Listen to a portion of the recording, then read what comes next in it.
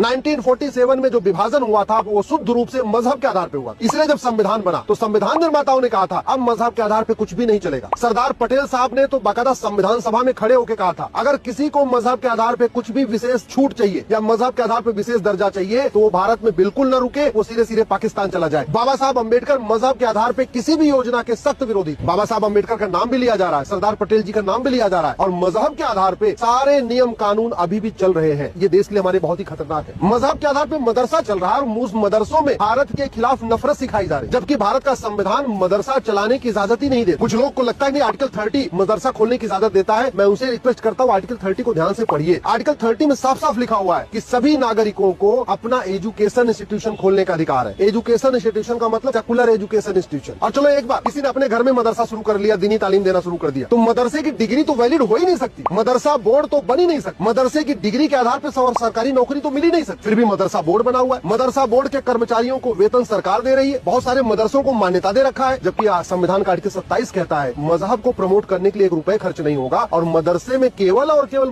मजहब को प्रमोट किया जाता है। मदरसे में सेकुलरिज्म प्रमोट नहीं किया जाता। मदरसों में संविधान की भावनाओं को नहीं पढ़ाया जाता और मदरसों में जो कॉन्स्टिट्यूशन के प्रियम्बल में लिखा है इक्वलिटी, जस्टिस, लिबर्टी, फ्रेटर्निटी, ये नहीं सिखाया जाता। इसके बावजूद मदरसों को मान्यता दी जा रही है, मदरसों की डिग्री को वैलिड माना जा रहा है, मदरसों में पढ़े हुए लोगों को सरकारी नौकरी मिल रही है और पढ़ाने वालों को वेतन भी दिया जा रहा है।